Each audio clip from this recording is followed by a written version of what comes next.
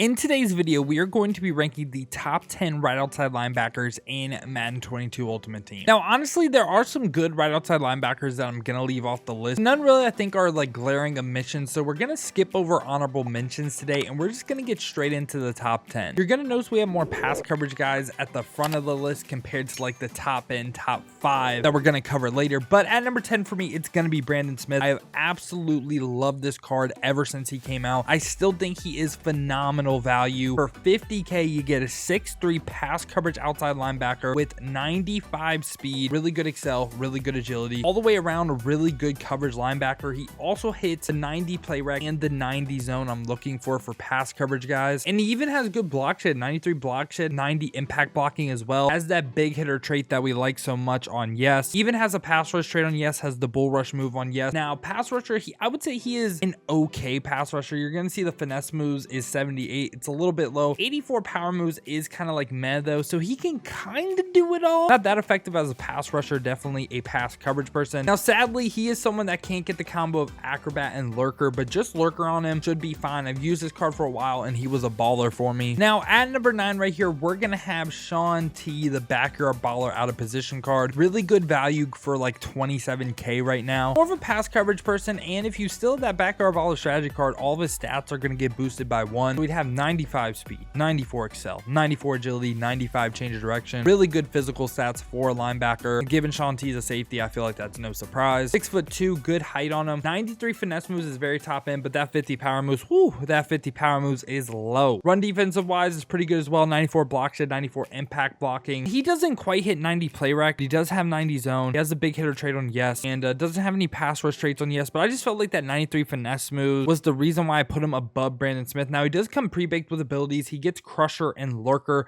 for 2 AP total. Not a bad combo. I'm not huge on Crusher, but Lurker's needed anyway, and sadly cannot get Acrobat. Then at number 8, this might surprise some people, but I'm gonna have out of position Joe Thomas. I think this card is actually super good. He's kind of similar to Shaun T, which I know is kind of crazy to say. A Joe Thomas card is similar to Shaun T. He's gonna be 93 speed this time, but he's gonna be 6'6", 312, so a really big player model. 96 excel as well. Now Shaun T obviously hasn't beaten like agility and change of direction, which is important, but there is a reason why I put Joe Thomas ahead of him. I'll get into it in a second. Again, he's that pass coverage archetype, 93 power moves this time, 67 finesse moves, so he's going to be a better pass rusher than Shaun T. 94 block shed and 93 impact blocking as well, and he has 90 man, 90 zone, even has 90 press, but when are you ever going to press a right outside linebacker? Probably never. Has that big hitter trait on Yes as well, and he has every single pass rush trait on Yes. He has literally every trait you would want on Yes, so that's going to make him a better pass rusher. Pass rush moves being on Yes helps you insta win. Now the reason why he's above Shaun T for me though is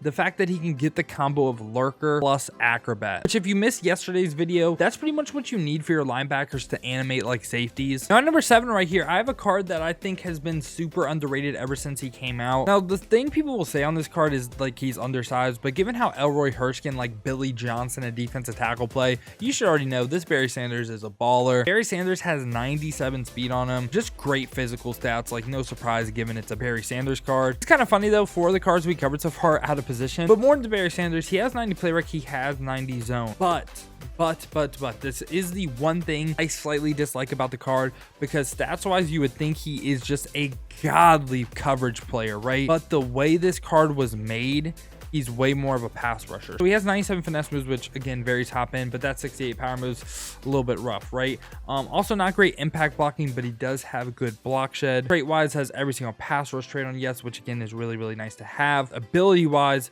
he gets 2 AP double or nothing, 1 AP edge threat, which 1 AP edge threat is really good in some defenses. Like for most of the meta defenses out there, edge threat is not really the wave, at least on next gen. You would want your defensive end to be able to stand up, like for instance, like nickel 245, dime 236. Now the reason why I said this card is way more of a pass rusher, look at the abilities he can get. He cannot get Lurker, so he's not going to be able to animate, but again, I still think he is a really good pass rusher. Now at number 6 for me, I'm going to have Bradley CHUBB. I've been really high on Bradley CHUBB all year. I really liked his base elite at the beginning of the year, and it's about time he like finally got an upgrade. I know he didn't just get an upgrade, but you know what I'm saying. He's going to have 92 speed, which again, really decent. Pretty good excel. Agility and change of direction on strictly pass rushers, I don't think it's that important. He does have good size, 6'4", 275, 98 finesse moves powered up, 93 92 power moves, really good. He has 95 block shed and 98 impact blocking, has the big hitter trait on yes, and has bull rush and swim move on yes. The only trait he's missing is that spin move trait. Yeah, I think Bradley Chubb is really good. At number 5 right here, I'm gonna have Derek Thomas. Derek Thomas versus Bradley Chubb. I feel like you could go either way on it, but I think this Derek Thomas is just an absolute monster. I also really like his Black History Month card. I think this card is also really good. Kind of similar, a little bit slower, but hits the 90-90 combo. The big thing on this card though is getting like unpredictable flat zone KO and edge straight elite for 3 AP total. Tremendous value. Could even throw double or nothing on there for an extra 1 AP, which if D-line abilities were crazy OP on next gen, I think a lot more people would run that card. This card is going to be 91 speed. Again, this is his LTD, so it's basically like him in the power up. 93 excel, 90 agility, 85 change of direction. He's going to move pretty fast. His 95 finesse moves, 95 power moves. Really like that balance right there. Good block shed, good impact blocking as well. Does even have 79 zone, but again, you're going to want Derek Thomas to get after the quarterback. You're not going to want to drop him into a zone. And trait wise, just absolutely perfect, man. Absolutely perfect. Has everything you would want on yes.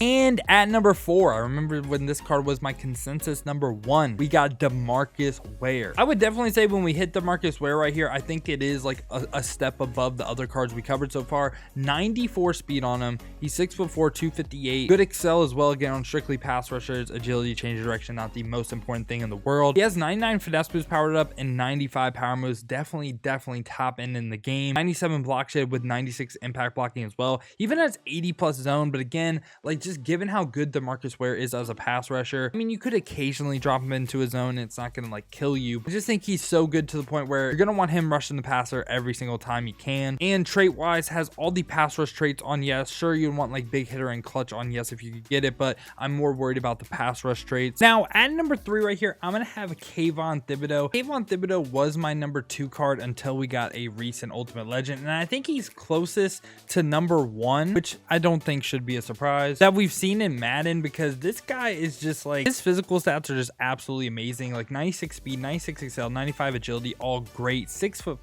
258, 95 finesse moves, 99 power moves, and I mean, he's just absolutely phenomenal as a pass rusher. 99 block shed and 97 impact blocking as well. Trait wise, only has the bull rush trait on yes, which is fine. You would want more on yes, but again, it's fine. Do yourself a favor, don't drop this card into a zone. If discounted abilities weren't a thing, I'd have Kayvon Thibodeaux over this card. Now at number 2, we got Joey Porter though. So Joey Porter with the power up, gonna be 95 speed, very nice. 99 excel, 97 agility, gotta move really well. 93 finesse moves and 99 power moves as well. 98 block shed, 98 impact blocking, and again, don't drop this card into a zone. 70 isn't like the worst in the world, but again, he's way too good of a pass rusher to go ahead and not rush him every single play. Now, why is he at number 2?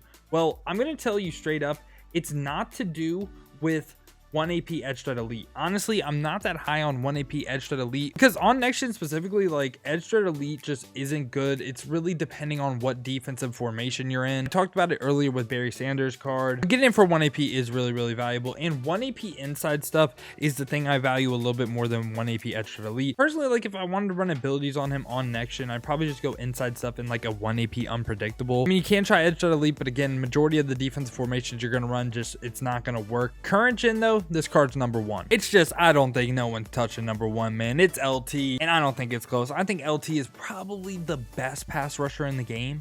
I'm pretty sure he is. Off the top of my head, I can't think of anyone better, but he's going to be 96 speed, 99 excel, which just absolutely phenomenal. 99 finesse moves, 99 power moves, 98 block shed, 99 impact blocking, even has 80 zone, but come on, man. He has 99 finesse moves, 99 power moves. You better rush this guy at the passer every single time. Has everything you would want on yes from a traits perspective as well. Like, he's just absolutely perfect. I mean, it's an in-game LT card. What else do you expect? That was my top 10 right outside linebackers in Madden 22 Ultimate Team. Let me know your thoughts down below in the comments. Let me know if you think I missed on anything. Let me know if you disagree with anything, and who do you think I left off the list. If you did enjoy the video though, make sure to go ahead and hit that like button and subscribe. Grinding for 10K subscribers. Still feel free, check the links in the description. We've been streaming over on Twitch a lot. Would love some support over there as well. I do appreciate y'all clicking on the video. Hope you guys have a great rest of your day. Now, if you're looking for another fire video to watch, check this one out right here. Honestly, think it might be the best video on the channel. We let Madden 22 randomly build my ultimate team.